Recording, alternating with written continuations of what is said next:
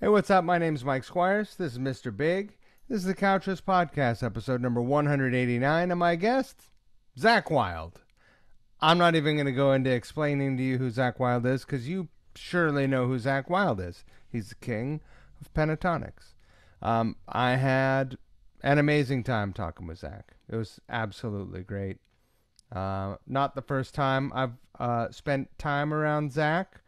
Got a chance to tell him about the first time we met, which kind of, now I just feel like a turd telling him about it, honestly. I thought it was going to be funny, and it's just, I should have known better, actually. I should have just known better. Anyway, we cover a lot of ground, man. We talk about his early years. We talk about him picking up the guitar and not playing middle linebacker for the Giants. We cover, World War II. We cover designing the new Wild Audio guitars that he announced in our conversation. I don't know if he's talked about it before, but he gave me some names of the new models, which is pretty cool, and dropped a couple of hints as to what at least one of them is going to look like.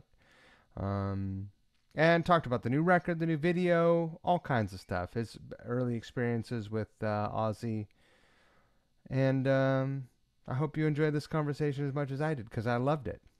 If you're enjoying the Couchers Podcast, please, by all means, support us at Patreon. Patreon.com/couchriffs.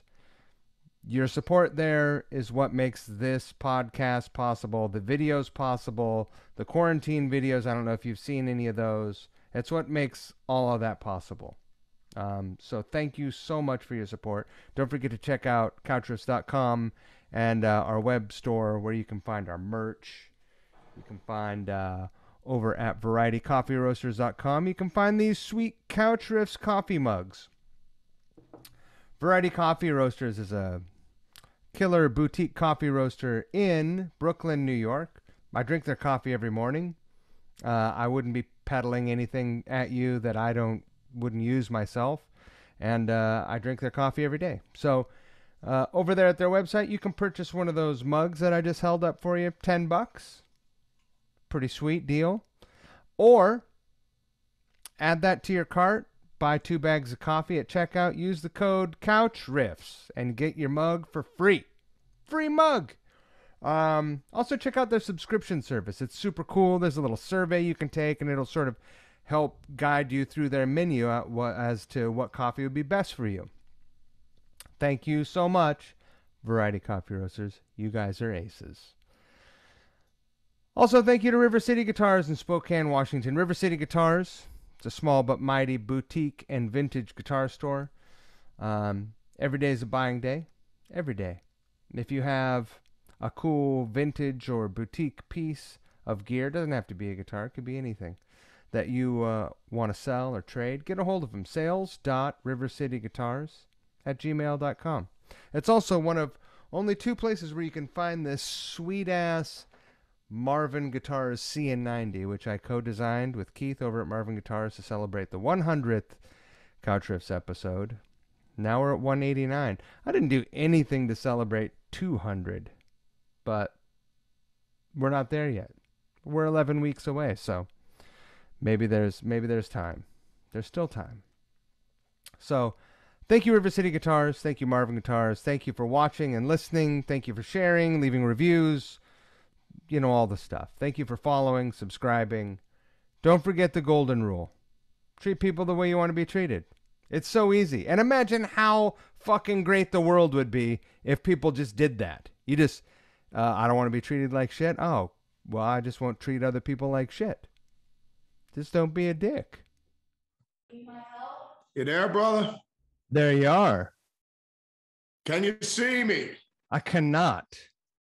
I can't. Well, I can see you, but you can't see me.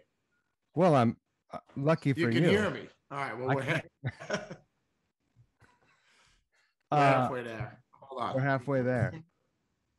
What the heck? Oh. Mm-hmm. There's They had the same problem when we were landing on the moon landing. Totally. Yes, there we are.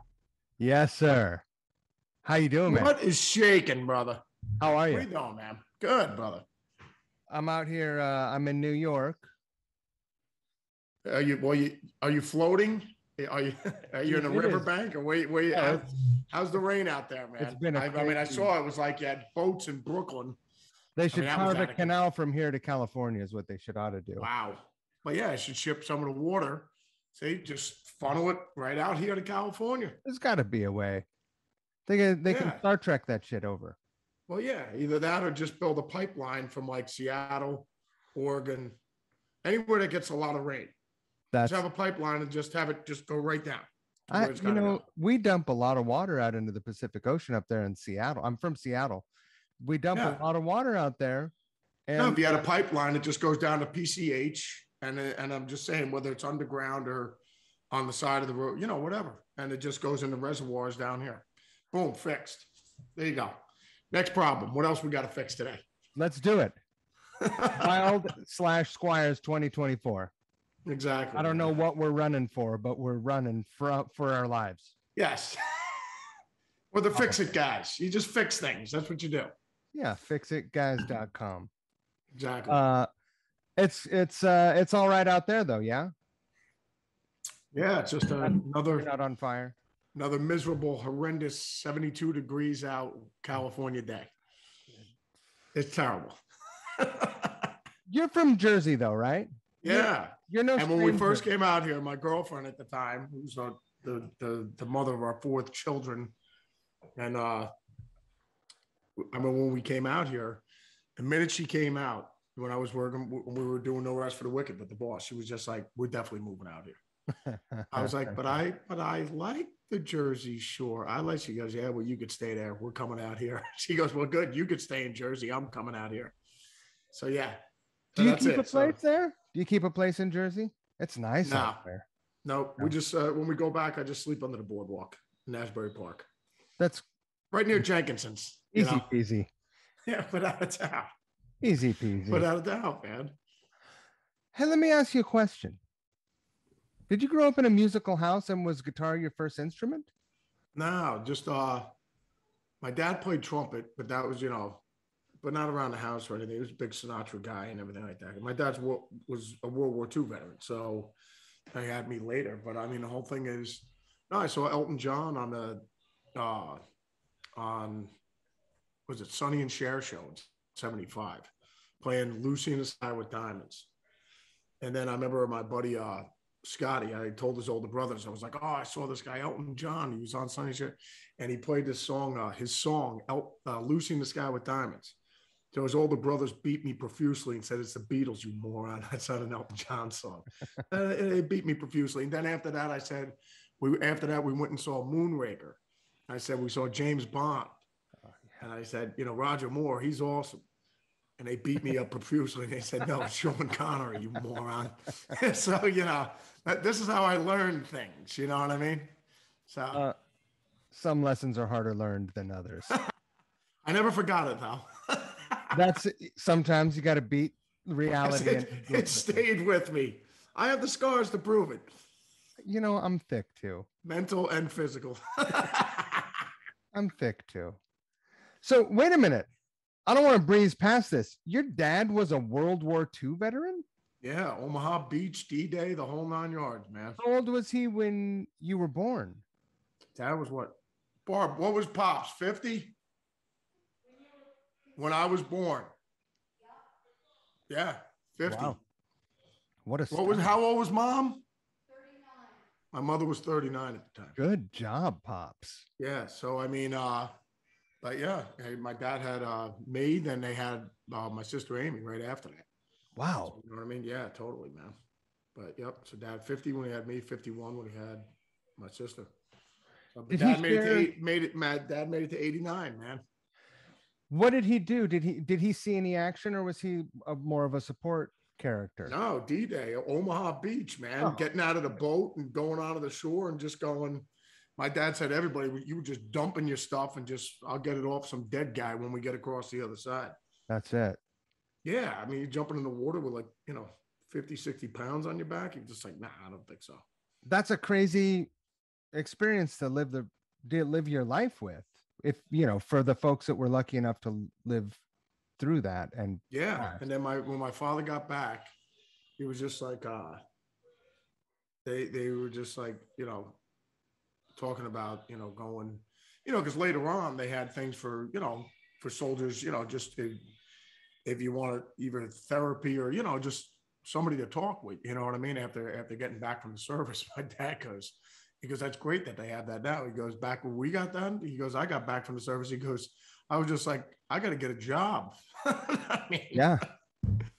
but he said, yeah, that was about it, man. My dad said it was just like when they got back after my dad found out when they were after they were over there for what, 4 years, right after they had after Normandy, after D-Day, and then my dad said they were on another plane going over to Japan, and pilot came back and said, man, they dropped some crazy bomb or something like that. He goes, they didn't even know what the name of it was, the atomic bomb or anything like that, the atom bomb. And my dad said they were all in the plane just going, when is this thing going to end? You know what I mean? They just figured they were going to Japan for another 4 years. You know what I mean? And they said, oh, we're all going home now. That's it. So they just turned around and came back to America. My dad said. But he was on a plane they were flying from Germany. They were heading towards Japan. That's nuts. Yeah, crazy, man. So, but he blew the trumpet. Did you hear him play? Did you ever play with him? No, Dad never, but he just knew because he used to do, waking the guys up and everything like that. But dad had a trumpet, and he had, like they had like a little quartet and everything like that. But I remember getting my dad like a really expensive trumpet for one of his birthdays. And it might have been his 80th birthday. Because I remember he was like, son, you only turned 40 twice. So that was when he turned 80, right? But I mean, but yeah, I still have the trumpet and everything like that up in the Vatican in the studio. But wow. Yeah, no, but that would just noodle. But I remember big things when we got the karaoke machine in the house. So this way he'd sing along to Sinatra songs and stuff like that. He was like, right. This is the greatest thing ever. Yeah, had the reverb on the vocals and the whole nine. Yeah, he was just like, I'm in Madison Square Garden. This is awesome. That's awesome. Well, then I got a stripper pole in the basement, and I had a bunch of strippers come in. Dad would be singing a Sinatra song. Like, that's good. Yeah, without a doubt. That's what you make the money for, right? So you can have nice things. So was he encouraging of you to when you were like, I'm going to pick up the guitar, Dad? Yeah, my parents were awesome. I mean, in regard to like when I loved Thurman Munson, and I played bait when I was in Little League, and Thurman Munson was my guy, and I was a catcher. I was number 15, the whole 9 yards. I actually was on the Yankees too. That was the name of it. I was actually on in Little League. But no, they supported me when I was playing baseball, then when I was playing football, and then obviously when I hit high school and I started, and then I would just got so into, and then it was just nothing but guitar and music, you know what I mean? So it's like, I'm dedicating my life to this. So yeah, they were always, yeah, whatever. If you're going for it, and I do the same thing with my kids, you know what I mean? Yeah. And don't do whatever it is you love and you have passion for, that's what you should be doing, man. What was the thing for me, it was Kiss. For a lot of people, it was Kiss, right? Yeah, totally. I mean, the band before that was the Beatles, then it was Kiss, and then I don't know who it was after that, but who was it for you? It was Elton John, without a doubt. There's no guitar. Yeah, it was so awesome. Really, I guess that guy rips on the guitar. Yeah, Davey Johnson. But I mean, I got, at first it was just the music, you know what I mean? I was just like crazy about Elton. It was Elton was first, and then I remember obviously then it was just classic rock that you would hear around, you know what I mean? Just on the radio. But then it was just, top 40 radio. So you would hear all the time, whether it's Bay City Rollers and stuff, and Saturday morning cartoons and everything like that. And then you had then I remember we had art class. I think I might have been about 11 years old.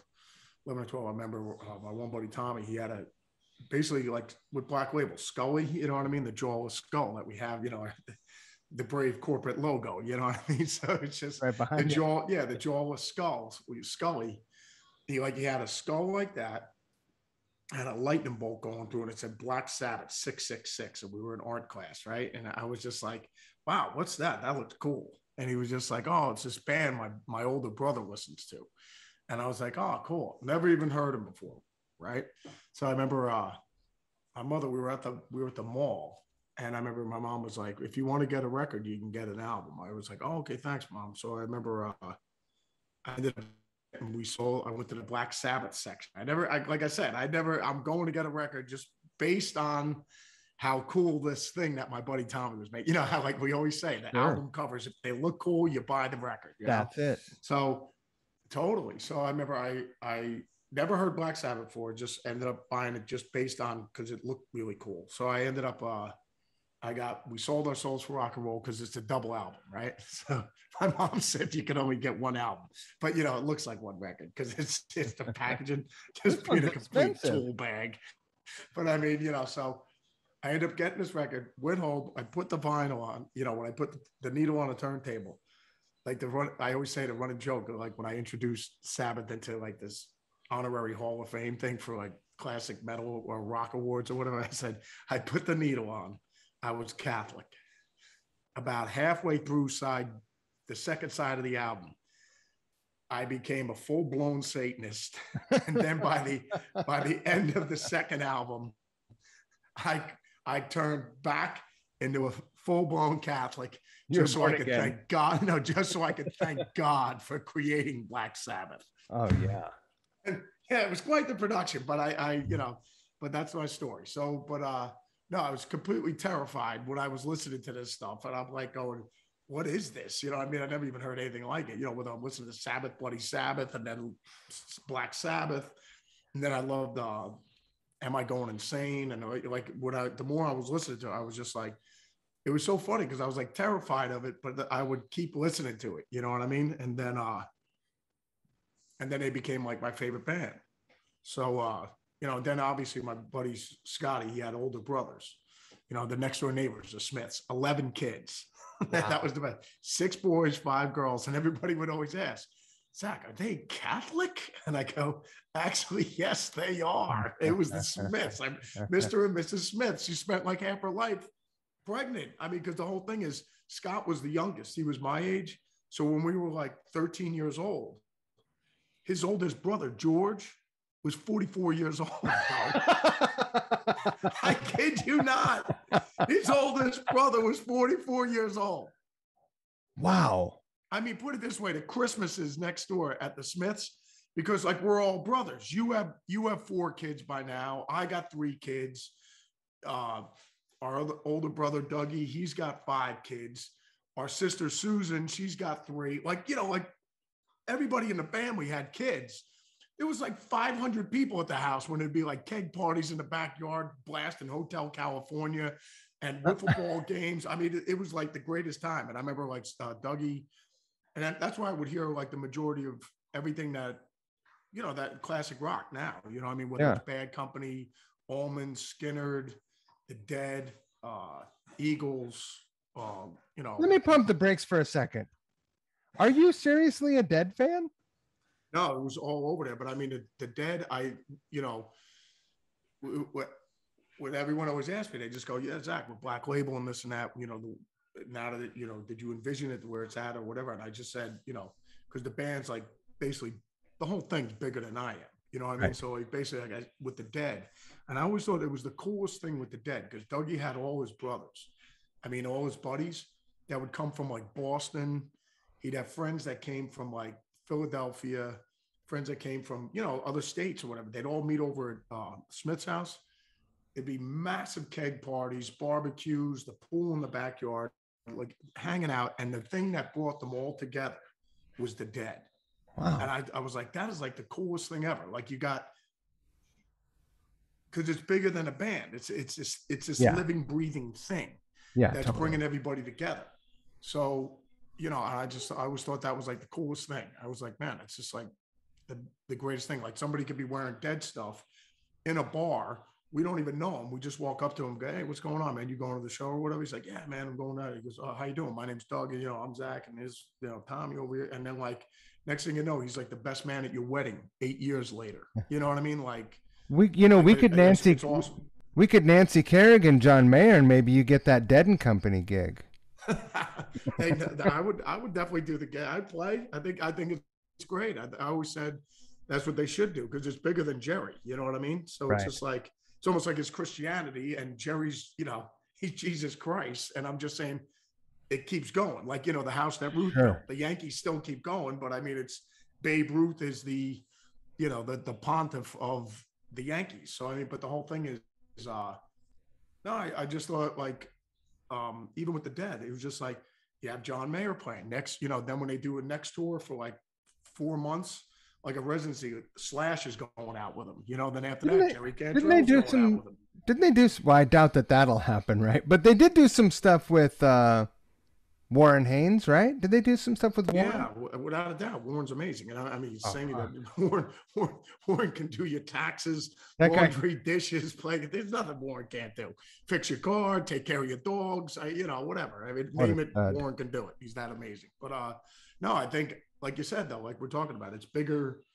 It's this living, breathing thing. You know what I mean? So, but yeah, but the Dead, you know, I mean, like you said, I mean, everything, Bad Company, everything. I remember being a kid, you know, that's on classic rock now. I mean, it's just like I learned it all from Scott's older brothers. Zach, give me 1 second. I'm gonna change. I'm having a little bit of choppiness. I'm gonna change my Wi-Fi signal here, so it might be a little bit of a dropout, and then we'll jump right back in. It'll connect again.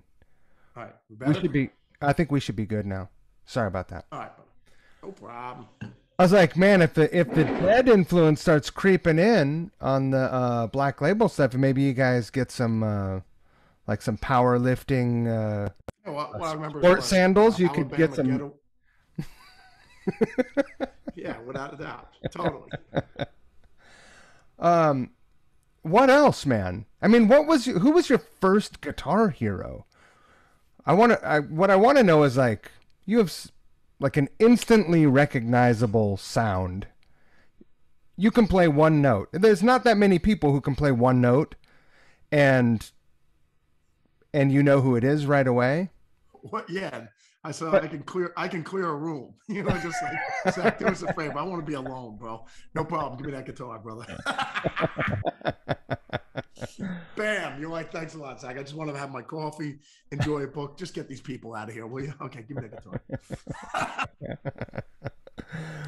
uh, No, how bro, it would have to be obviously Tony Iommi. I mean, obviously he was my first one, but you know, learning how to play Black Sabbath songs. But I remember, you know, playing football and I couldn't put the weight on in high school. So, you know, and I love Jack Lambert, Randy White, all those are like all my heroes, you know what I mean? So the whole thing is, and I love playing middle linebacker. So, you know, I had it all planned out. I was going to go to Penn State University or Ohio State University, which are those two schools are basically linebacker universities. So, or I wanted to go to Maryland because that's where Randy White went. So, but the whole thing is, the whole goal was to be a middle linebacker in the NFL. So, I mean, the whole thing is, but once I couldn't put the weight on because I didn't know about female growth hormone at that time, and I didn't know about about protein powder and you know eating 10 chicken breasts a day and eating 5 steaks. So I didn't know proper diet and everything like that. So, but the whole thing is, um, yeah, I went over to coach's house and he wanted to,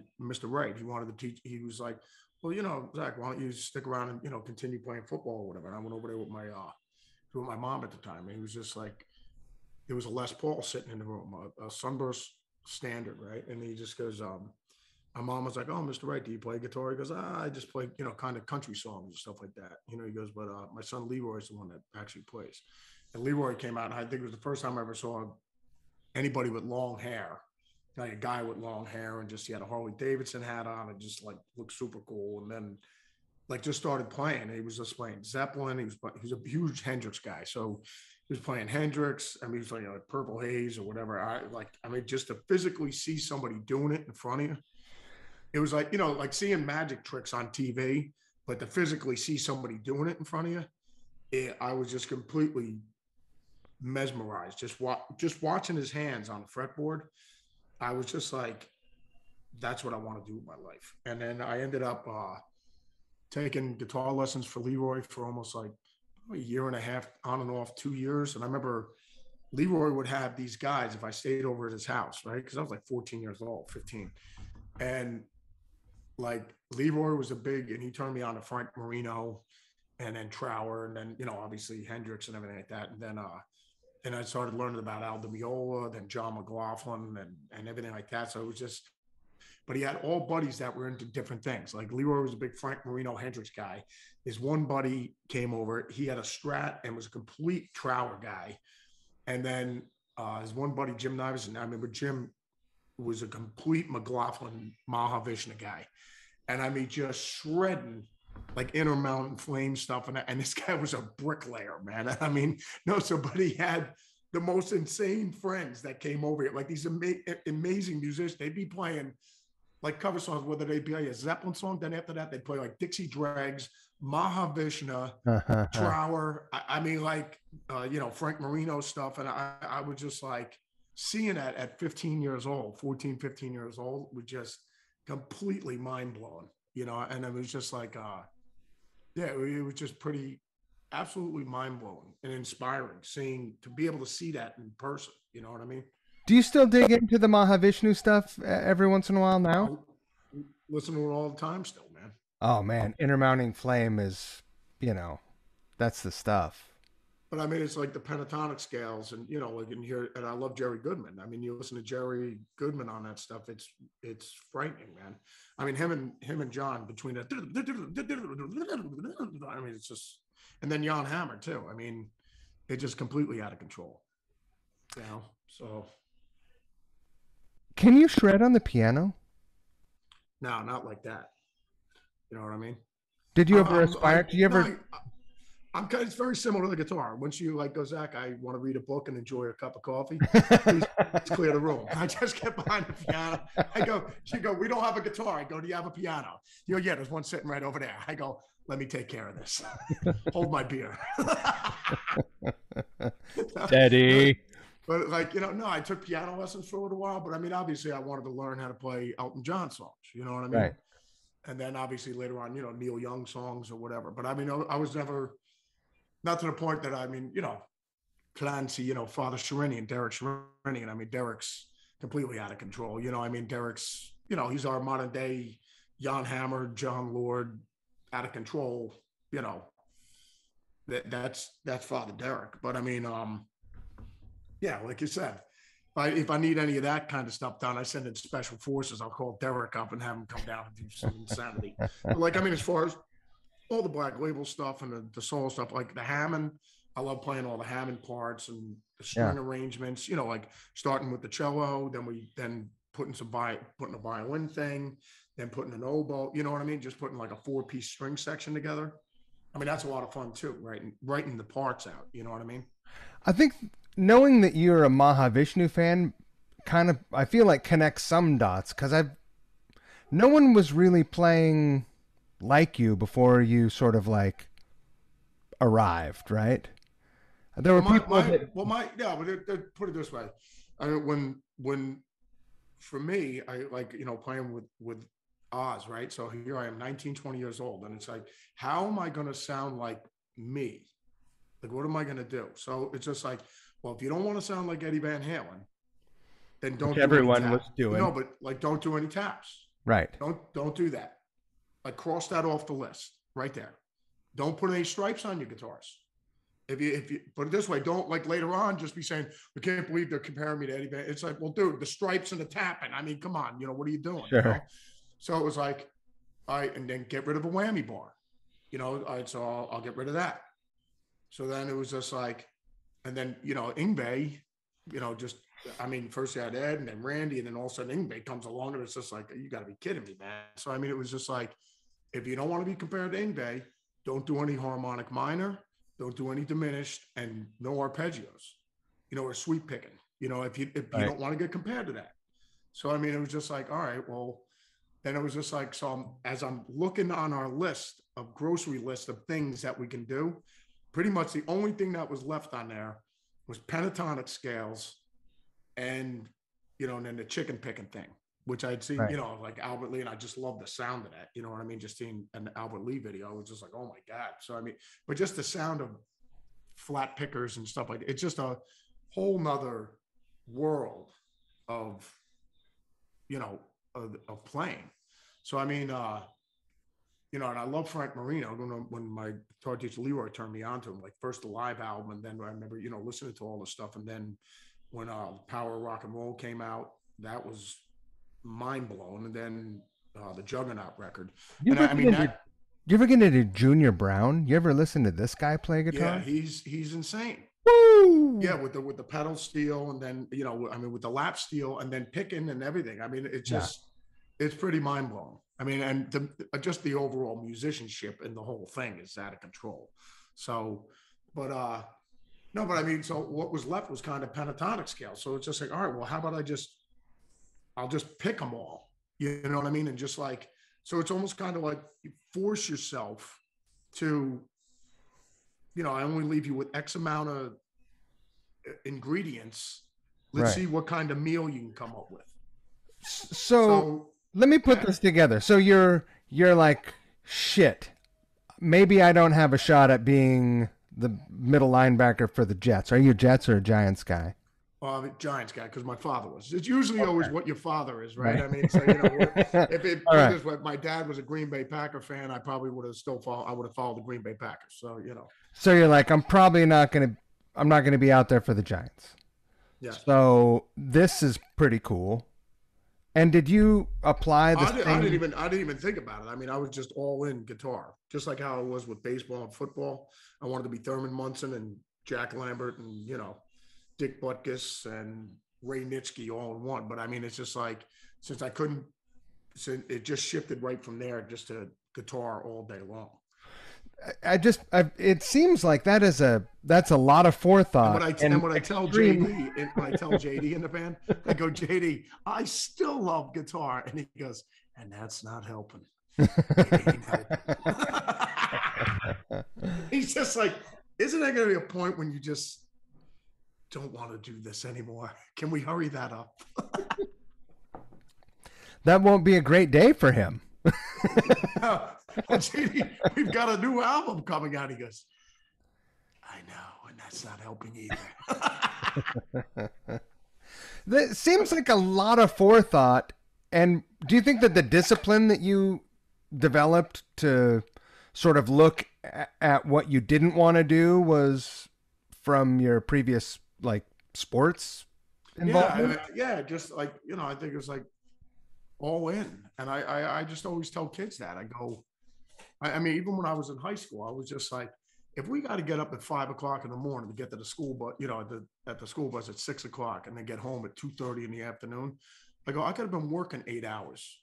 Like say at the gas station, saving up money to buy a Marshall and a Les Paul. You know what I mean? So like, and then get on with my life. And then we'll save up for the band, the U-Haul, and then we'll just start building the empire. You know what I mean? So because I already knew, I'm like, I already know what I want to do with my life. I don't want to do anything else. I want to do music. So I mean, Right. it was just like, and I always tell everybody that. I go, put it this way: if you can keep the lights on in your house and you're paying the bills, whether it's an apartment or whatever, and you got a guitar and we're doing music, I don't care whether we're in a cover band or we're in a wedding band or whatever, as long as we're playing, man, and we can pay for everything, you know what I mean? And life's good.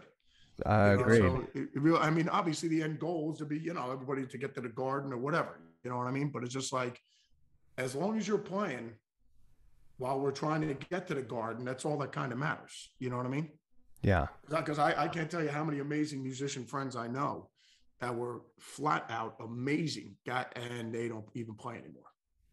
Don't play at all. No, they're just sold all their stuff, whatever. You know what I mean? You know the classic It's hard. story. I've done it a couple times. No, but I'm just saying, or sold guitars. I'm like, oh, bro, whatever happened to that that really nice Les Paul you have with the beautiful top on it? Where you're like, Zakk, I sold that thing years ago. Whatever. Right. I've never sold any of my guitars. I'm just saying from back in the day. I mean, I just like. I would have. It's like I don't care how many lawns I got to mow. I'm not getting rid of my guitar. Sure. Ever. You know what I mean? So just that's that. How long had you been playing before you started your first band? I don't know. I just probably. I don't know. We were probably when we started when we were probably about 15. I mean, when we were good enough to kind of play, all of us, my buddy Tommy Carrick, and then he plays with was it Shorty Long and the Shorty Long out there in the Jersey Shore and the Horns, Shorty Long and the Jersey Horns, or whatever. So Tommy still plays out there. My buddy John Kern plays bass in the band.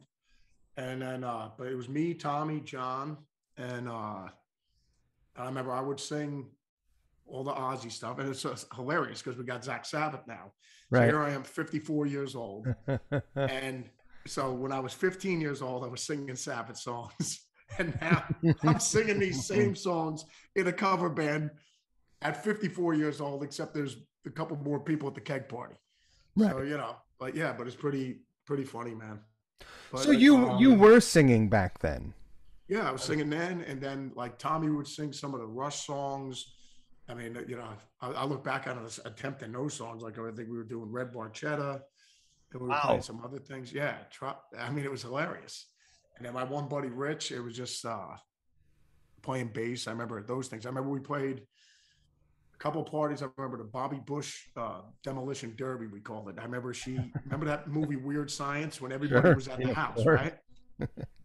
It was the same thing as that. Her parents were gone at the Poconos. The house was sold. So she had this mega blowout keg party. So there was people coming from Tom's River, Freehold, all over the place because they heard about this party. Right. And I remember we were the band and we had our own little light show and everything like that. I remember Frank Anthion's father was an electrician. He's like, hey, you guys aren't using this thing, are you? This is after we played. This is going to burn the house down. We played numerous keg parties with this little light show with like coffee cans with light bulbs screwed in there, spray painted like red, yellow, green, whatever, And it was just like, we'd have our buddy Andy just, like switching the lights and everything like that. So, it's just going on. I remember all live wires that we built in electrical trays and everything. And Mr. Anthony was like, hey, you idiots. You're not using this thing, are you? I'm like, what's the matter with it, Mr. Anthony? He goes, you're all live wires. You can kill somebody with this thing. And I'm thinking to myself, electricity, wasted people drinking, doing whippets, smashed out of their minds, and live wires. The only thing we were missing is just like people standing in buckets of water. You know what I mean? It's just like, I remember the houses that were totaled. Us playing at these things were absolutely, and once you get older and you actually have a house or an apartment, sure. That's why you don't throw parties like that. That's in right. Your house. Like I like to say, it's not a problem till it's a problem. Until it's your problem. Yeah, exactly. That's exactly right. Yeah. How old were you when you got the Ozzy gig? You were young, right? Yeah, it was right before I turned 20, I think, or something like that. So yeah, right around 19. So yep. I mean, you're 19, 20 or something like that. You're like still you're fresh out of high school. Totally. Where my other friends were going to college, I went to Ozzy University. You had played for a long time though. I know you were confident. I have a friend named Scotty Hill. He told me that you used to come into a guitar store where he and Snake were. Father Scotty, him and Davey, yeah, Father Scotty, over at Garden State Music, still there, man. He said you would come in sometimes, and he said you were always had the thing. He said you'd come in and they would be delighted. Scotty would say, Zachy, we need you to clear the room out. Hey, he said, there's a kid over there that won't stop playing Stairway. That would be me. So we know you're for real, but there are a lot of people who can really play, but they're not ready to get in front of people. Yeah, I guess. I mean, like we were playing. We were doing gigs at Close Encounters. We were playing at Stone Pony and stuff like that with when I was in Xyrus, we were playing there. And Dave Lentz, who's in Overkill, was in Xyrus before I was in there. And I was friends with Dave. And then Dave left. And then I ended up in the band. But I mean, it's just like but yeah, just we were playing out in little clubs and stuff like that. But no, we never played in front of you know I Yeah. never played in front of, forget about playing an arena size crowd or anything like that. Forget about that. I mean, we were just playing, club sizes. So on a scale of like horse to gnat, how nervous were you to go audition? Well, no, I mean, you got to remember, I was a huge fan too. And which was kind of weird to me when I met some of the guys that were there. All they were talking about is like how much money the gig pays, and I'm going to use it like as a stepping stone for my career. What, and I was just like, I just want to play for the New York Yankees. You know what I mean? I can't believe I have an opportunity to put the pinstripes on and stand in the same spot where Thurman Munson stood and be a catcher for the New York Yankees. So that's the way I always viewed being Ozzy's guitarist, because love, we all love Randy. I mean, that Randy's our guy. So it was just like, no different than me being catcher coming in after, that, and Thurman Munson stood in the same spot where my hero stood. So, when you put the pinstripes on, certain things are expected at you, 20 world championships every year that you're playing. So, you know what I mean? And over 60 home runs. So, I mean, the whole thing is, yeah, I mean, I don't know. That's the way I've always viewed it, and honored to have that gig. And I love Jake too, so, and all the guys I played with Ozzy. Like you said, I viewed it almost kind of like being a New York Yankee, that I love Babe Ruth, Lou Gehrig, Mickey Mantle, Joe DiMaggio, all the way up to Thurman, all the way up to now I'm playing there. So that's the way I viewed it. So the pressure, or it wasn't an intimidation thing. It was like, okay, I've got an opportunity. I'm not going to blow it. Well, I mean, you just go in there with the best shot. You do the best job you can. You know what I mean? So I can't imagine anyone doing anything more impressive. And I mean, like straight out of the gate, it was just like, holy shit. Are you kidding me? The guys were really cool. Like, Randy, Castillo, God bless his soul, with so Randy, and then you got Phil was there, Phil Sousat, and Phil. The guys made me feel, hey Zakk, nice to meet you. Made me feel super comfortable. Did they haze you? What's that? How much hazing did you get? No, the guys were super cool, man. No hazing. No, I'd have hazed the shit out of you. No, well, they just, they beat me profusely because they said they heard about the Roger Moore and Sean Connery, and then they pummeled me with the Elton John thing. They go, "That's not Lucy in the Sky with Diamonds. That ain't his song, bro. It's a Beatles song." And then they beat me profusely. But after that, we just played a bunch of songs. I think we played "I Don't Know," "Bark at the Moon," "Suicide Solution," and stuff like that. And then after that, they had me come back down again. And then that's when I met Oz. You know what I mean? So he was just like, Zakk, just play with your heart. And, I crapped my pants because I met Oz, and he goes, and Zakk, change your trousers and make me a ham sandwich and go light on the mustard. I don't want the Colemans to overpower the flavor of the sandwich. So I went light on the Colemans, and here we are.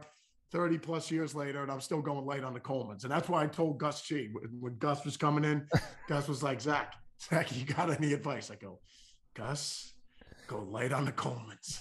Light on the Colemans. Don't let the mustard overpower the sandwich.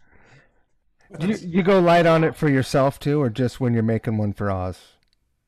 Probably when I'm making them for the boss. You know what I mean? I just, He's the George Steinbrenner of the operation. You got to make sure Mr. Steinbrenner's happy. And if he asks you to say, "Yeah, me too, boss." Exactly. And then he just goes, Zakk, who wrote Lucy in the Sky with Diamonds? I go, not Elton John. You did, boss. And he still beats me profusely.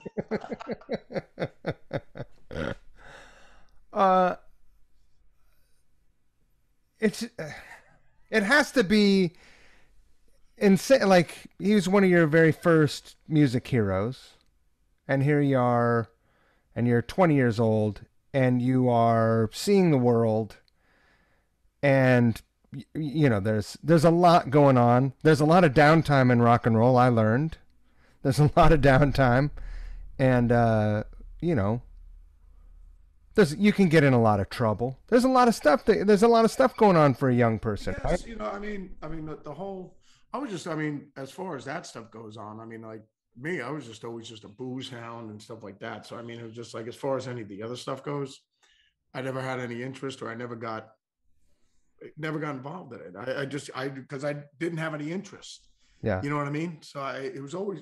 Let's be real. It's always around. I could start drinking again right now if I wanted. Nothing's stopping me from that. It's just, but I just after I got the blood clots and everything, it was just like, yeah, okay, well, and then because the doctor was just like, Zakk, he goes, I'm telling you right now, this is when I was 42. He goes, I'm just looking at you. I was like, do I got to chill on the sauce? And he just goes, I was like, it's just all you're going to be putting is blood thinner on blood thinner.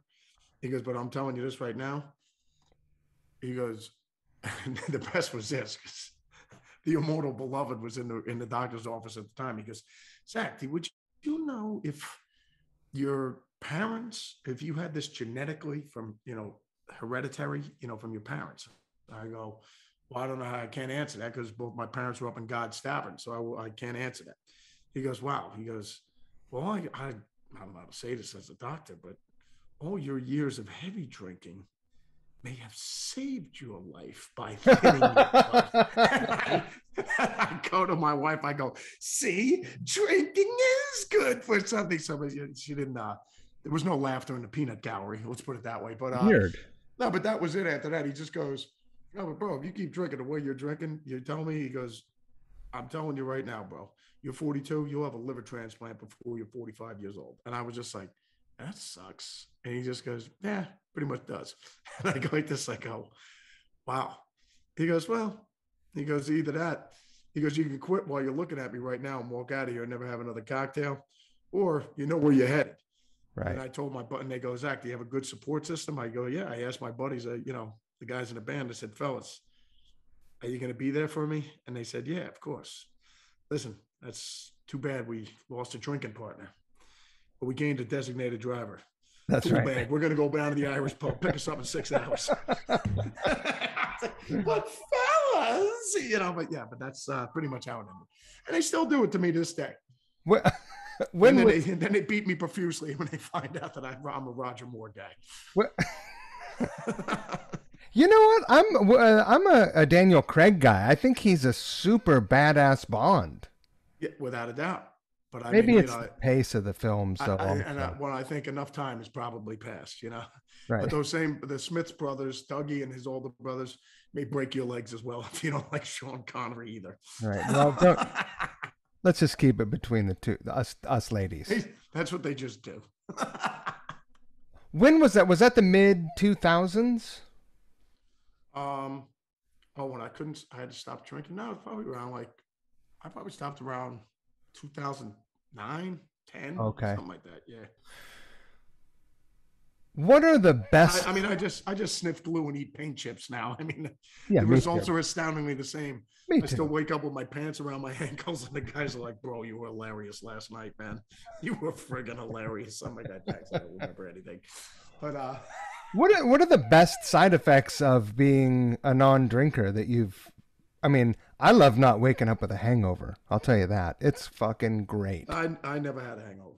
What? Because you were always drunk. No, I just still had like a nice little glow on, man. When I got up, I was like, this feels pretty awesome, man. But yeah, so no, never woke up with a headache, man.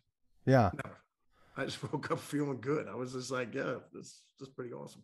But no, it was like I said, nothing but a lot of comedy and a lot of laughter and good times. But no, I don't look at it like, I just look back during the Animal House years. It's hilarious, man. But I just put it this way: those were the playing days.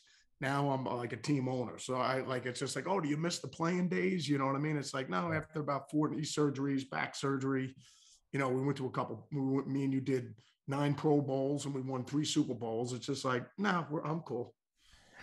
I don't miss the 2 days. You know what I mean? I feel comfortable telling you a story now, since we've sort of got to this point. So you and I, we have some mutual friends, and we've met a couple times before. I wouldn't expect you to remember. Once when we were both drinking, and once when we were both sober. So we have Rob Gill as a mutual friend, and we have Andrew McKay. Well, yes. And actually, Father Andrew, we really like. Neither one of us have, actually, no one has ever liked Father Gill when they were drinking now when they're not drinking. That's just how it is. Actually, Father Gill just texted me this morning after he saw the new video. They're Set You Free. He just texted me. He's just like, yep, the video sucks just like your face. I said, thank you very much. I love you too. Thanks, Rob. And he said, and by the way, he said Sean Connery's the only Bond, and Elton John didn't write Lucy in the Sky with Diamonds, you tool bag. And then he wrote XOXO. I love Father Gill. Yeah, Father Rob's awesome, and Father Andy's also. I still talk to Andy all the time as well. Andrew says that his Wild Audio guitar is his best playing and best sounding guitar. Well, there you go.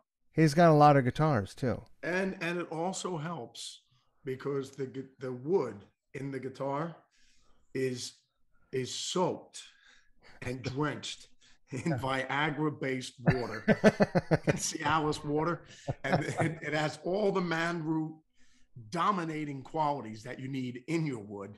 And the whole thing is, so like while you're playing it, it goes into the pores of your hands, and thus hence helping marriages, helping relationships. That's why you have a baseball bat neck. Also. Yes, because so it can fit around yourself. Yeah. Because that's some of the advantage of playing a Wild Audio. I want to talk about your guitars because I think they're rad. But I do want to tell you this story about the first time we met. Lay it on me. Where might this have been? So, well, it was 2001. Hopefully it was at McSorley's pub. Go ahead. 2001, and it was the Rock. At the Rock Walk. The Rock. The Rock. Now, where's that? That's in Tokyo, Japan. Oh, okay. All right. So I know there was some. I know we were drinking some milk and having some cookies and stuff like that at that event. Definitely. Yeah. Checking out the pastries. Yes. So Ozzy's playing. You guys are playing in Tokyo the same night that Loaded is playing. I'm there with Duff, and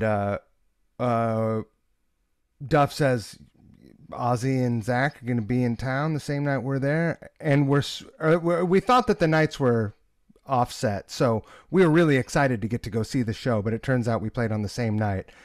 Super bummed, but it was like my first or second time to Japan, and I was stoked awesome. Anyway. Yeah, totally. Japan's awesome, without a doubt.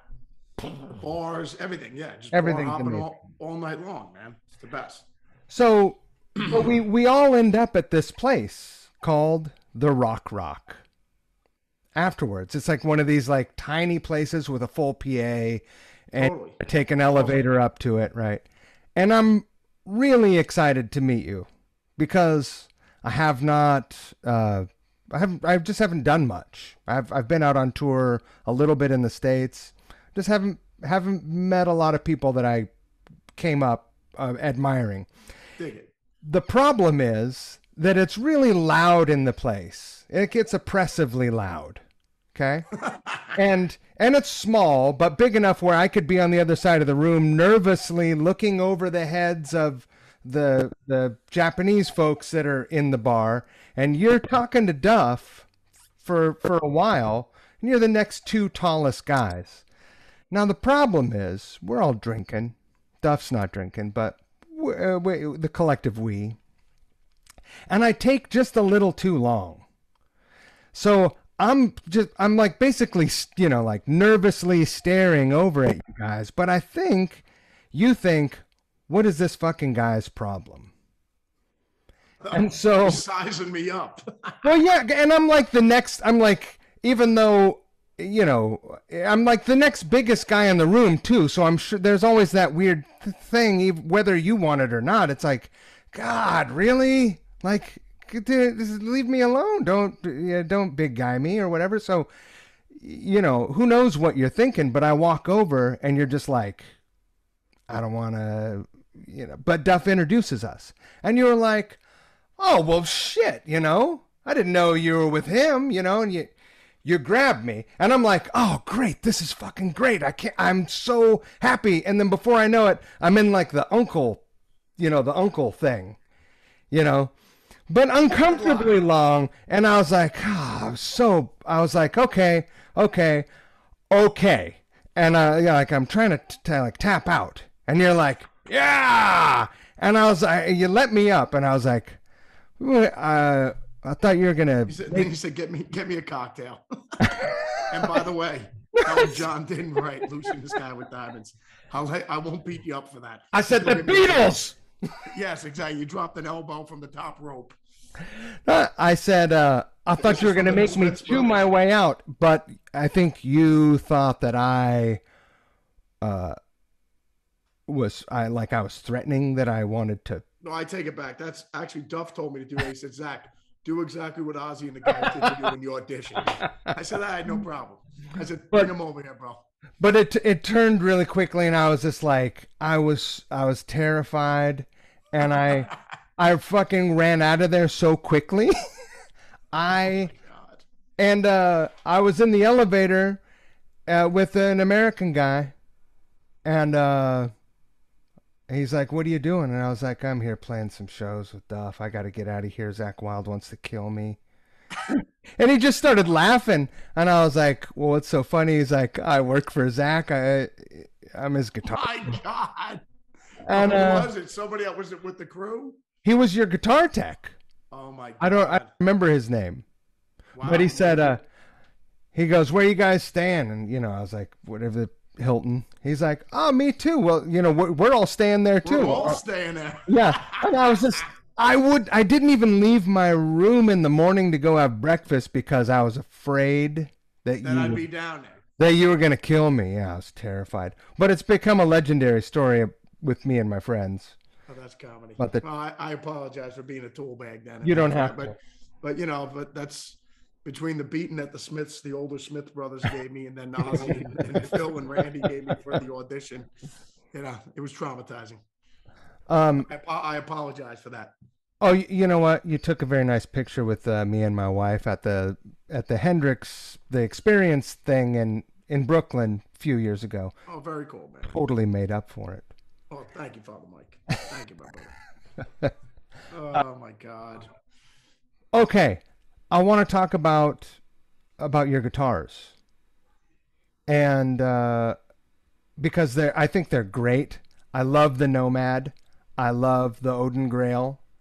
The Nomad is a particularly radical, and it's funny that you say that because it's kind of got a little Jerry thing up in the top. Totally. It's got like a Firebird thing going on. Yeah, RD Firebird kind of thing in the back end. Yeah, totally. I mean, it just my whole thing is like, me and you just sitting around having some coffee, and we're looking at guitars, and it's just like some real odd looking guitar. It'd be like, imagine if we took a bit of like the upper bout on that thing and stuck it with this over here and just like mishmashed them together. You know what I mean? I'd go, yeah, let me just, and then me and you like just drawing it out.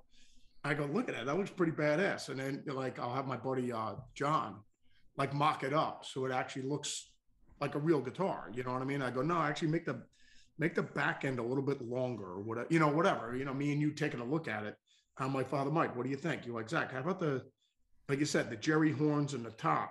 Why don't you make that one a little bit longer? Right? Yeah, okay, cool. Let's stretch that out a little bit. It's like, what do you think? It's like, dude, that looks, it's so friggin' ugly. It looks ridiculous. It's like, good. Let's use that. You know what I mean? Ugly at all. I think they're amazing. But that's really the process? It goes like that. Yeah. I mean, I'll pencil them out and draw them. And then, and then I'll take a shot of it and then send it to my buddy John, and then because he's a computer guy. So yeah, and he does all the all the merch and all the ideas that we come up with on the backdrops and the merch and everything. So I'll just send it to Father John, and John will mock it up. You know what I mean? So I'm just saying, like, let's say if like you said, if the RD never existed, right, and me and you just tweaking like off of Firebird and an Explorer. You know what I mean? And then me and you just tweak it, and then we come up with the RD shape. You know what I mean? And you're like, it's kind of like it's like an Explorer, but like kind of like melted. You know what I mean? And it's just like, and then we come up with the RD shape. You know what I mean? And it's kind of a combination of the Firebird in a blender with an Explorer, and then we kind of tweak it a little bit, and then boom, we got a new shape. You know what I mean? So yeah, to me, it's fun. You know what I mean? And like, I remember even the Warhammer. Obviously you got, it's funny, you got Tony Iommi in the front, and you got St. Rhodes in the back, with the V, you know what I mean? So, Yeah. and they just, just tweak them out and put your little tweaks on them and stuff like that. So I'm having a blast with it. The new video, you're playing one, and I haven't seen a production version of it, but with the bullseye. Yeah, the bullseye, and then Dario's playing the Heathen, which is basically the double cutaway instead, Yeah. Like how, with the Gibson, we got your double cutaway, you have the juniors, you know what I mean? So you have the double cutaway, but it's just like, and the same thing with that. I just took one of the Odins, and I'm like, Father Mike, just check it out. And then like, I just drew it. So it's two Odins together, you know what I mean? So that you have the Viking horns on both sides. So then now it's a double cutaway. So but I just split it down the middle and stuck them together. And I said, I sent it to John. I said, John, just it's two Odins together. Just mirror You know it. I mean? Yeah. So then now you got a double cutaway, so that's all it is. But and it looked cool. So Are you a good graphic artist, or does it look like a third grader did it left-handed? it's probably not third, maybe about fifth grade. Yeah. Fifth grade level. That's what Barb, when I painted the studio black, right? The Black Vatican. She's like, "What are you, 12?" And I was like, "No, I'm 13. I'm a teenager now. Don't ever insult me like I'm 13. that. Get out of my room. I'm a man. I'm a man." Well, good job on the guitars. They're killer. And I can't wait till you see the new ones. I gotta probably ship some out to the over there for the couch riffs people over there. So you know what I mean? So yeah, I gotta ship some. We got some new ones coming out pretty soon. radical. We got three new ones coming out. 3. Even more uglier than any of the fiddles we have now. How do you do it? Zakk has the ugliest fiddles I've ever seen. I go, oh, wait till you see these new ones. Hold my beer. You think those things ugly? Wait till you see the new ones coming out. Oh yeah, no, totally, man. And it's great because my buddy John is the one that he'll cut it out of cardboard first because that's how it comes out. Right. It's cardboard, and then me and you could look at the shape. I'm like, Mike, what do you think? And you sit down with it, and you're like, I think it has to be a little bigger. You know what I mean, or whatever. And me and you can gauge it from there. I hear that a lot. Bigger or smaller, or whatever. With the wife, bigger, much bigger. But anyways, so. But yeah, so that's how we end up doing it, man. Yeah, awesome. I had the opportunity to listen to the new record today. Very cool. Listen to it. How far did you get? Wait, I listened to it 3 times, man. Wait. The best is this: we were talking with Buddy Guy. It was hilarious because Buddy's like, I'm doing a cover of Guitar World magazine with Buddy, right? Because it was promote Buddy at the Experience Hendrix tour. They're like, so Buddy, what is it you like particular about Zakk's playing? And Buddy's like, I don't even know who this person is. I didn't even know he's on the tour. I don't know anything about him. And I just had to interrupt and I was like, Frank, what Pontiff Buddy enjoys most about my playing is before I hit the stage and when I leave the stage. That sound. When the sound of the sound on Black Label CDs or anything I've ever done with the Boss, with Ozzy, what Pontiff Buddy enjoys about my playing is the sound in between the tracks, the silence. His buddy was like, thanks for bailing me out, because he's like, I don't even know anything about him. Is he even on the store? I thought he was the chef. Oh, Shouldn't you be wow. getting my bags right now? You know what I mean? It was like, what do you do out here? What a figure. No, but it was just great though. But I mean, it's like, oh my God, can't make it up, man. But so you No, getting I back to mean, the album? What you listen to it, I give it a couple go the arounds. whole thing 3 times. Yeah, no, it's great. And we got the extended solos in there for Kid Dynamite over there. We got Dario shredding it up, you know. Uh, wait, Dario just turned 31, I think, or 32. So he'll always be Kid Dynamite. When he's 65 years old, he'll still be Kid Dynamite. He's young. Well, when Dario joined the band, he was in his 20s.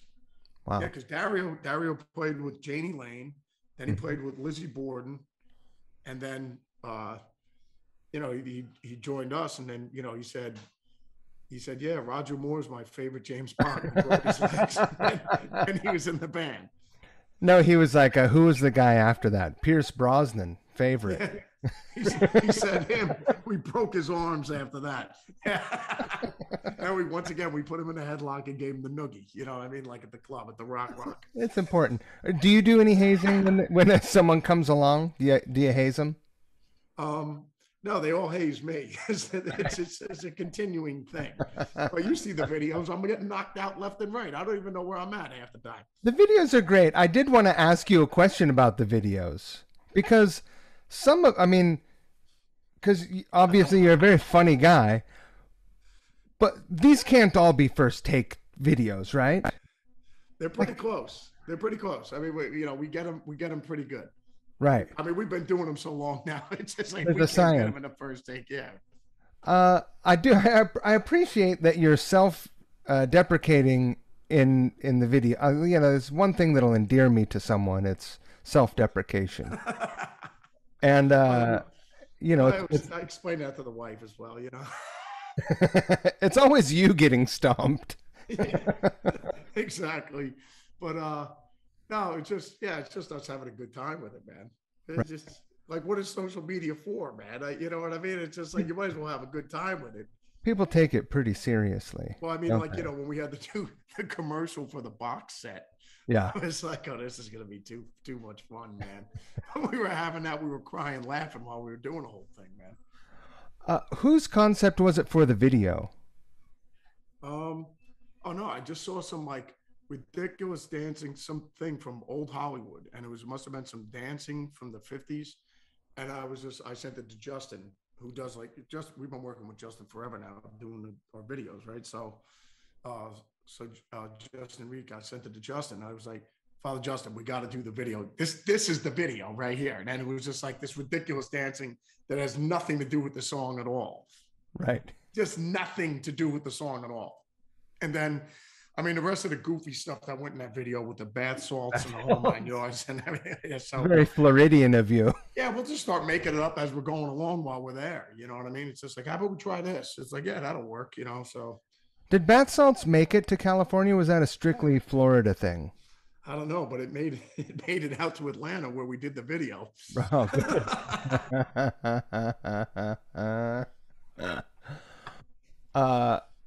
The record comes out November? Yeah, I think so. Was it a Black Friday or something like that? Black. Yeah, I think that's when it actually comes out in Black Friday. So what is it? October, I guess November 26th or something like that. You should only release albums on Black Friday. On Black Friday, yeah, totally. But yeah, because I mean the Black Label box set, none more black. Everything has to be some ridiculous play on the words, When do you guys hit the road?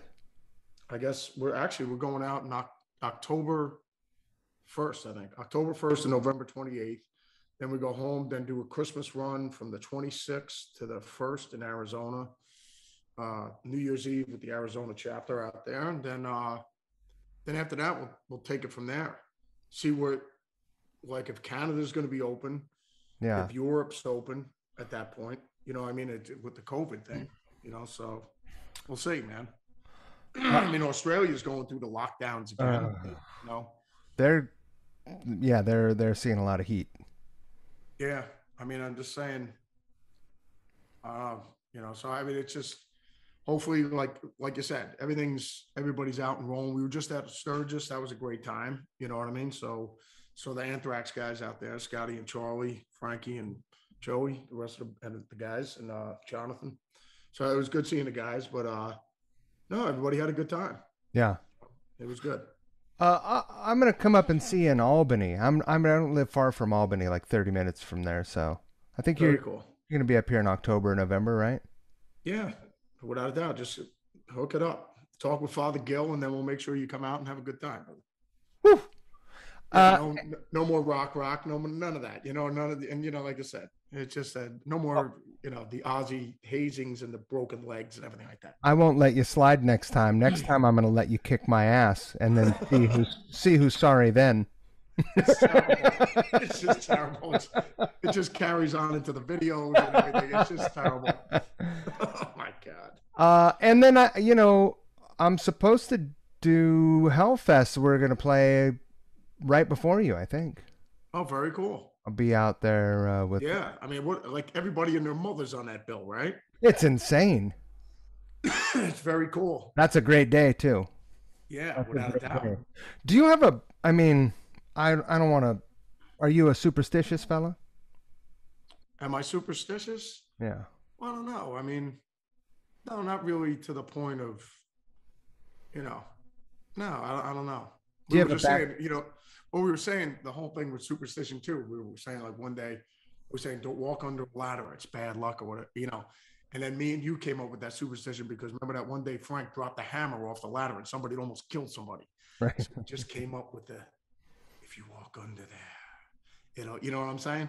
I remember there was one thing like if you. I still won't walk under ladders though. Yeah, well, and you shouldn't because just in case, but you think it's a bad luck, but in case I think somebody came up with that, just in case somebody drops something, man. Right. Don't eat shellfish if you live in the desert. Well, there's another one. Oh man. Well, I asked if you're superstitious because I was going to ask if you had a backup plan in case things went south. Like, you've got a studio at home. It's where you make all your records. Yeah, we box all the Black Label Flavor Country donuts. We make them there, box them up, and ship them out. So, yeah, totally. No, you know what though? You shouldn't have a backup plan. You know what I mean? It's just like go for it and figure it out. You got to go all in, man. You have to. That's the only way. Yeah. Like you said, if me and you weren't doing what we're doing now, we'd have the wedding band, and then we'd have our cover band. And then we'd be doing, we'd have the studio, having our friends recording in there, engineering, making money or whatever, anything we could, but it would all center around music. Right. You know what I mean? Whether you're teaching, we got the cover band, the wedding band, but everything would round, the whole thing would be music all the time. We'd start a music store or something, but like everything would revolve around music. That's what I just tell kids that, until you get to the garden or as long as you're paying the bills, man, doing what you love doing, you're winning. Will your new guitar models be out by the time the record comes out? Are they going to coincide with that? I don't know. We're working on them right now. The one, because we're trying to get, everything. I don't know. I'm trying to think. Maybe by the time we get going, it should be either in October or November, or maybe in the new year. Yeah. Like the newer guitars. But they're working on one, the Thorax, the Raider. Then we got the Vulture and the Condor. So there's 4 of them coming out. The Condor. The Condor. It's a big one. It's bigger than the Vulture. Which it is. A bigger wingspan, bro. Same family, but it's bigger. Wow. That'll probably be a popular one for a reason. Bigger is bigger. Will you have those out on tour? And what's your standard rig? Are you changing anything up? No, well, we got the heads. We're talking about going into production with the amps. You know what I mean? Yeah. But it's a weird thing because I don't know if I want to do it in regard to, because so many people buy Fractal now and they have, the plugins and everything like that.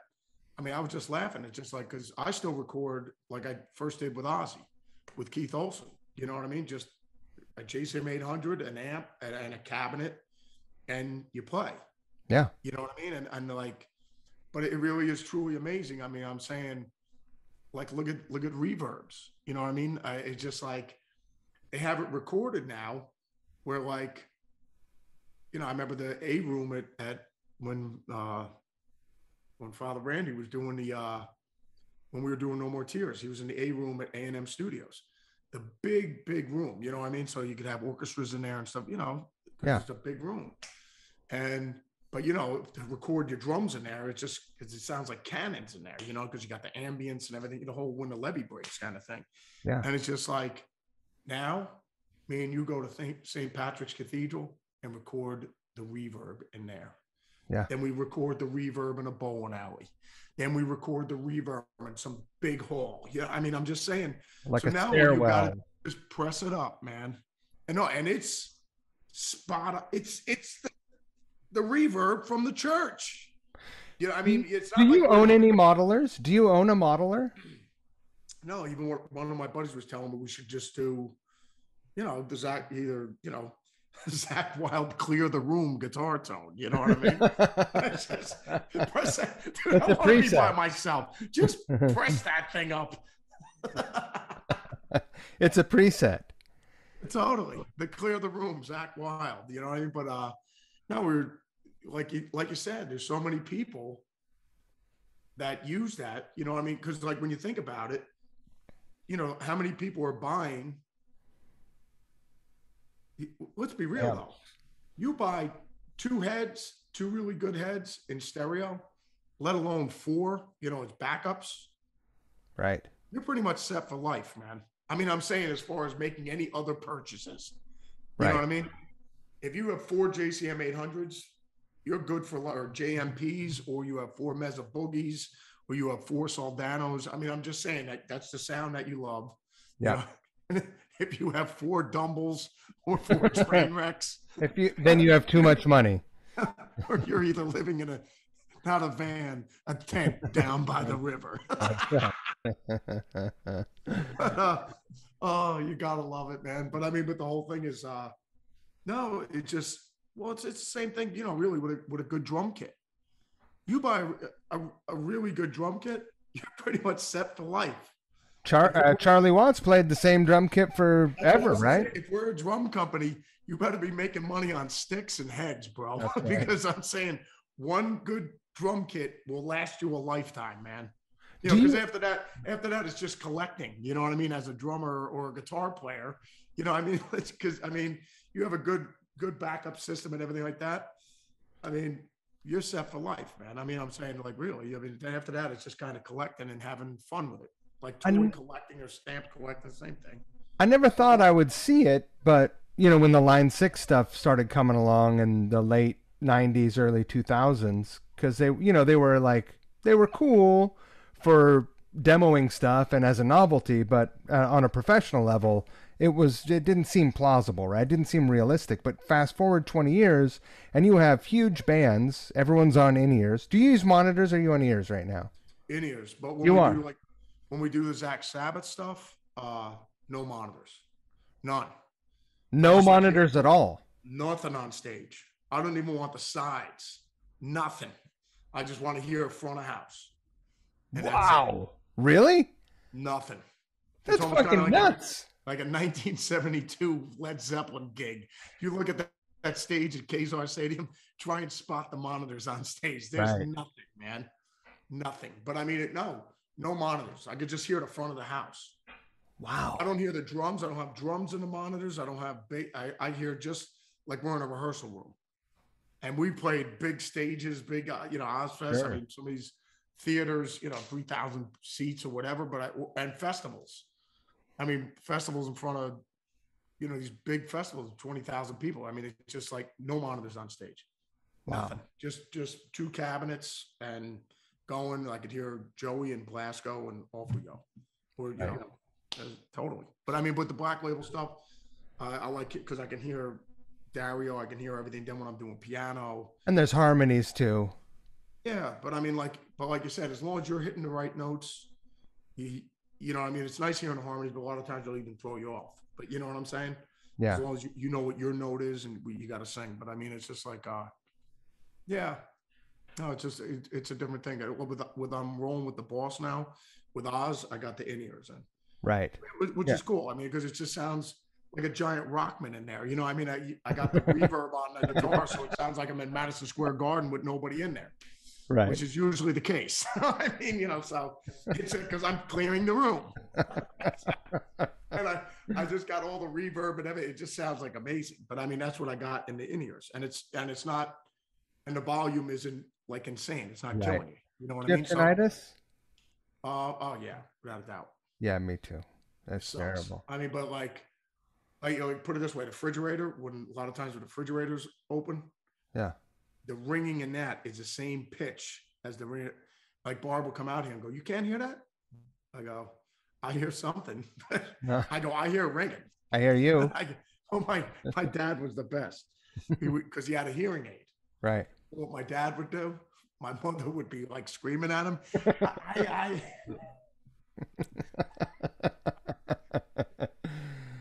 It's just good. like, yeah, he had selective hearing. You know what I'm saying? Yeah, yeah. I mean, we all develop that.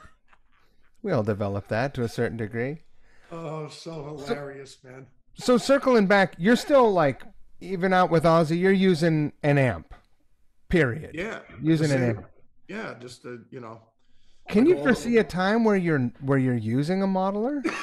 Because a lot of these things are really convincing. No, they actually sound great. I mean, you can't say they don't. Right. They do. I mean, you know what I mean? So, They're easier to transport. It's totally. to travel. I still bring, when we go out on the road, we still bring like 12 heads with us, the whole 9 yards. I bring like 12 just in case, you know, Sure. you one of your heads, you know, me and you are playing up there. You blow a head, we go into another one, and while we're getting that one fixed, we got a backup. You know what I mean? So, Right. yeah, and then we got total. I'll bring that many heads, you know, because you're going out of 2 heads every night. I'm going out of 2 heads. So, you know, we're both in stereo. And if one head goes down, you're still up. Right. You know, and then Stevie will just plug you into another amp and you're back up and running. You know, How many live cabs are you running? Well, actually, check this out. We went down and saw Manowar one night. Yeah. Went down there. It was I forget who we go. Me and Randy Castillo. Me and St. Randy. We went down there. I mean, the show was amazing, but yeah, unbelievable. I mean, the show was slamming. So I mean, but they had, I think, what did they have? 48 cabinets on stage, right? I mean, it was some club they were playing. I mean, how many kind of thing. 5 though? But we went back there. Me and you counting, Mikey. I'm like, Mike, count them cabinets. Hold on. I think they had 36 cabinets were plugged in. What? They were plugged in, man. Plugged in. They were going out. I mean, it was an insane amount of cabinets plugged in that weren't dummies. So the most impressive guitar rig I've ever got to get up close and personal with was Mick Mars' guitar rig. Yeah, Mick plays out of a couple too. Oh, he plays through like 15 or 16 cabinets, and he's got 2 slanted wedges in front of him, right?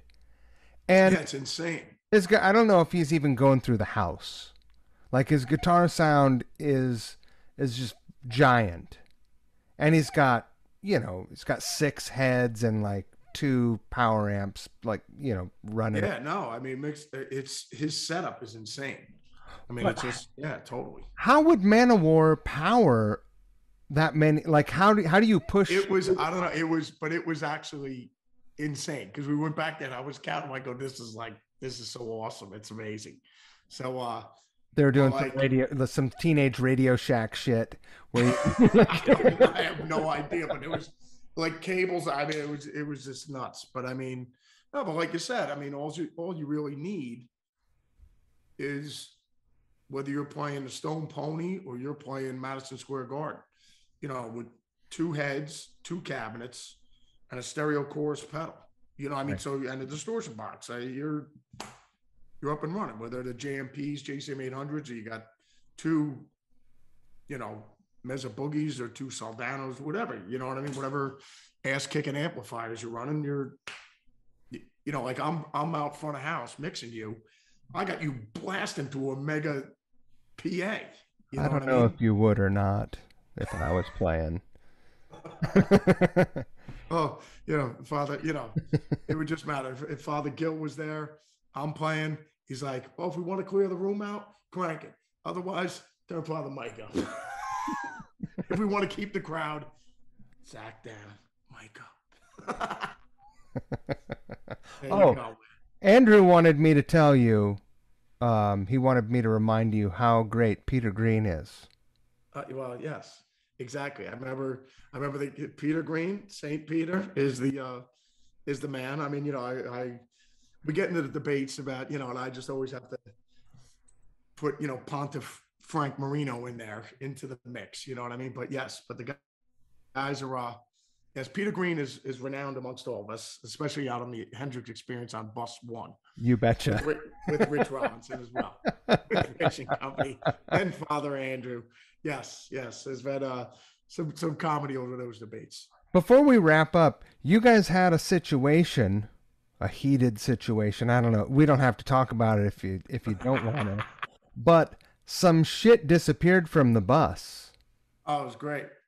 Was it? No. I mean, it was hilarious. Father Andy was. We were in Chi-Town. We were in Chicago playing on the Experience Hendrix, and it was on camera. Ann was coming out with one of the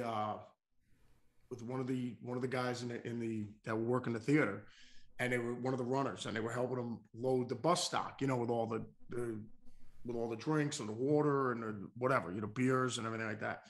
They're just loading the bus with bus stock and all the stuff from backstage while the show's going on. And so there's a bunch of guys hanging out up front, just sitting there sizing the bus up. And you can see it on a security camera. And then, Ann gets out, they lock the bus, they walk away.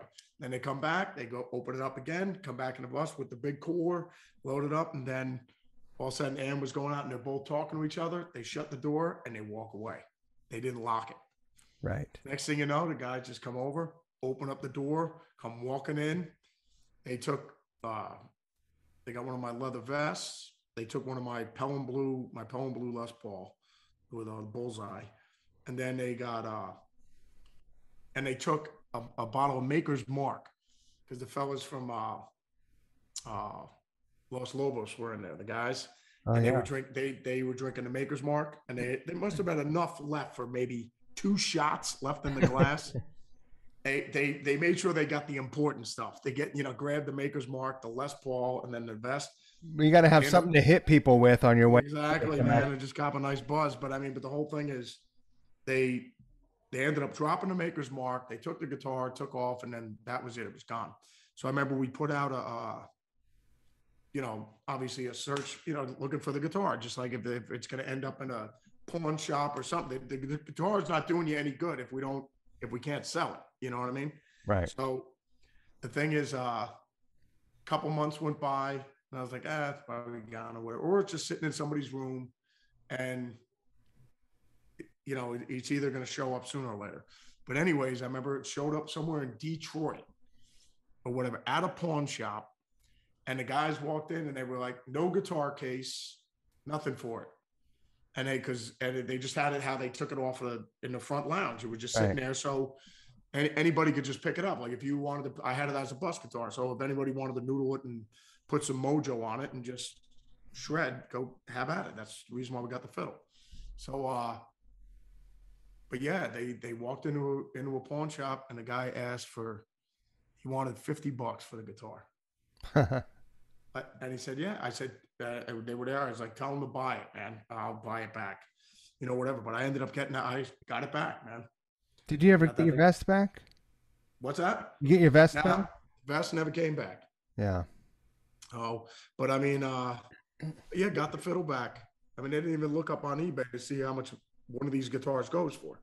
You know what I mean? Just a guesstimate price. Right. You know what I mean? But I ended up getting it back though, man. But, I worked in a pawn shop for a while, and there's always, there's some very easy tells on a lot of things. Oh yeah. Sometimes if someone would walk in with something, I just, you know, we would say, You know it's stolen. Yeah, yeah. or If whatever. you Yeah. just say, you sure you don't want to just leave this here and walk away? Yeah. Sometimes they would, and you'd, you know, call the police, and they'd be like, yeah, we'll come down and get it. Yeah. If somebody's looking for this, we got it. That's Because right. that's what the pawn shop place was kind of like that. You know what I mean? Because it's got the bullseye and it, you know, it's just an Appellant blue guitar. But, you know, you're calling me. I'm calling my buddy Frank. You know, we're calling all our friends that own pawn shops. So we see this specific Telecaster come rolling in and it says Danny Gatton on it. You know what I mean? Then we know it's Danny's. You know what I mean? Inlaid into So, the fretboard. yeah. It's Where'd you just get like, this? My yeah. uncle. And then I'll just call you up and go, Father Mikey, I got, you know, I got Pontiff Dan's fiddle. I'm holding it right now. You know, like I'd buy it. I'd just make sure I buy it, let him walk away. And I go, here, I got the fiddle. Tell Dan, we'll call him up. I'll ship it out to him. You know, got it. That's it. I mean, because at the end of the day, it's all that matters, you know, because they were like, oh, you want to press joy? I go, no, it's just, it doesn't matter. So it just, Right. I got the fiddle back. I don't care. Right. Go away, guys. Yeah. Carry on. What's 50, yeah, what's $50 for something like that? Something, Yeah, I got it back. That's all that matters. I promise I'm going to let you go, but because you brought up the bullseye, I don't want to like let it go. I can't see a bullseye without thinking of you, not because of what happened between us the first time we met, but because, you know, it's so that image on a guitar is so synonymous with Zakk Wylde. How'd you brainiac this one? Were you just like, I want something that looks sick? Well, you figure I was playing a Les Paul, and I had a cream one, you know, that my 81 custom that I got from Scott Quinn, who was working at Garden State Music, and he was a huge McLaughlin guy as well. So Scott was like, Zakk, if you can get me a double neck, a Gibson double neck, I'll trade you for this guitar. You know, that white Les Paul the Grail that I put the bullseye on. Yeah. And so I got a black double neck from Gibson for him, and I got that guitar. So that's the one I did Miracle Man. I recorded all the Ozzy stuff with that guitar, you know. And but I remember no, I wanted to get, obviously, because St. Rhodes has that's his thing, is the cream Les Paul. So I was like, well, what can I saw the Vertigo in Alfred Hitchcock movie, you know, like the Right. on the movie poster. So I was like, man, that would be a cool paint job on a guitar. So I ended up bringing this to Max, who actually worked out here, and he, you know, did like paint jobs. He did some stuff with Slash back in the day. He worked near Voltage Guitars, near Guitar Center on Sunset Boulevard there. I remember I bringing the guitar to Max, and I was like, Max, you think you could paint like this Vertigo? Yeah, let me do it, man, whatever. Because I had all those photo shoots coming up with Ozzy, you know, for that I was his new guitar player and blah, blah, blah. So I remember over to get the guitar, I open up the case. I'm like, Max, it's a bullseye. It's not the Vertigo. And he's like, oops, I messed up. That's really how it happened? Yeah. It was like, you got the wrong answers for the test. He's like, hey, you trusted us. You messed up. You know what I mean? So it was just like, yeah, that was it. So what was I going to do? I was like, I guess I'll do the photo shoot with this thing. So that was it. Worked out pretty well. Yeah, I guess so. But, you know, I mean, so now I got, you know, that, and then I got all the different paint jobs on the guitars now. You know what I mean? So. Right. Well, I know I've had finally put the Vertigo on there, but, you know, I know 30 years down the line. Picture of it and send it to him like, this is what it was supposed to be, you nitwit. Trusted us. We're going to tell you. I got a lot of time, Maddie, and I appreciate you giving me so much today. No problem, my brother. I made sure to grab time with you early in your press campaign because I know you're a man of stamina, but I know this is it can be fatiguing. It depends on how much. If I took 50 milligrams or 100. Yeah. Well, great job on the new record. It's killer. Everything is better than the last. Well, Well, no, I love it. It's just like what's the difference between this one and the last record? I go, I guess the cover and the song titles. Just, it's the same riffs. We just put different lyrics to them. it just It's it makes there, life a little bit easier for there's everybody. something happening though that is like I think sonically it sounds killer. Um, did you? I mean, you said your boy's playing some leads as well. There's like Yeah, some we got Dario's doing some solos and in a batch of them because I mean like live it was just I mean it's really built now more like an Allman Brothers Judas Priest type a two guitar player band. You know what I mean? As in the past it's always been it was always I'm doing the solos, but I mean it's like was Dario would be more and more, I'm just like going, dude, double this with me, or let's do this or that or whatever, just join the party a little bit more. But then, and obviously when I'm playing the piano, Dario's taking care of all the solos and everything like that. So, no, so for this record, it was just like we just extended obviously the solo section. So it'd be, me, then it'll be Dario, then me, then maybe we'll do something together, whatever, like harmony thing or whatever, like all brothers or whatever, or priest. So, um, yeah, and certain solos, like if I wrote the solo out, like the whole solo, I composed the whole solo. I'll go, Daryl, why don't you play these parts and I'll play the other parts? You know what I mean? right. For the certain ones, and then there would be other solos that are on the record that it's just like, Daryl, just put whatever you want. Like here's my parts. Just in this gap here, put whatever you want. In this gap here, put whatever you want. Whatever you're happy with. And he would just send it back to me when we were in the studio. And I would just go, you check it. You'd be like, Zakk, you check it out. Terry would just send it back. Me and you'd listen to it. We'd high five and go, dude, it sounds awesome. So done.